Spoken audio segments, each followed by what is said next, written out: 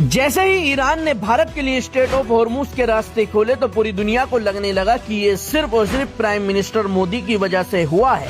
यानी कि prime minister Modi से ईरान डरता है, इसी वजह से ईरान ने स्ट्रेट ऑफ हॉर्मुज के रास्ते खोल दिए हैं। क्योंकि जो ईरान पूरी दुनिया में बड़े बड़े देशों में किसी का भी स्ट्रेट ऑफ हॉर्मुज से जहाज नहीं गुजरने दे रहा, वो ये कैसे कह सकता है कि जिस जहाज पर भारत का झंडा लगा हो वो जहाज नहीं रोका जाएगा। शुरुआत के 2 दिन तक प्रधानमंत्री मोदी की पावर का जलवा चलता रहा, लेकिन तीसरे दिन एक बड़ा खुलासा हो गया। जी हाँ, ईरान के सर्वोच्च नेता से सवाल किया जाता है कि तुमने भारत के रास्ते क्यों खोले, क्या तुम भारत से डर गए या भारत से कोई तुम्हें मतलब है? तो उन्होंने साफ लफ्जों में सबसे पहले ये कहा, ना ही हम भारत से डरे, ना ही हमने प्राइम मिनिस्टर मोदी की पावर से स्ट्रेट ऑफ हॉर्मुज के रास्ते खोले, ना ही हमें कोई भारत से लालच है। सिर्फ और सिर्फ हमने ये रास्ता भारत के मुसलमानों की वजह से खोला है, क्योंकि इस बुरी घड़ी में मुसलमान हमारे साथ खड़ा है। जिस तरह आयतुल्लाह अली खामेनी के जाने का हमें गम है, उसी तरह भारत के मुसलमानों को भी वही गम है।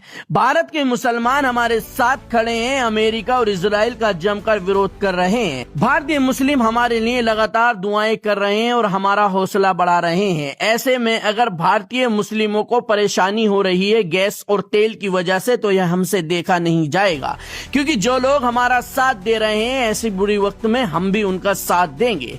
इसीलिए हमने भारत का स्ट्रेट ऑफ हॉर्मुज का रास्ता खोल दिया, ताकि हमारे मुसलमान भाइयों तक भारत के अंदर तेल और गैस पहुंच सके।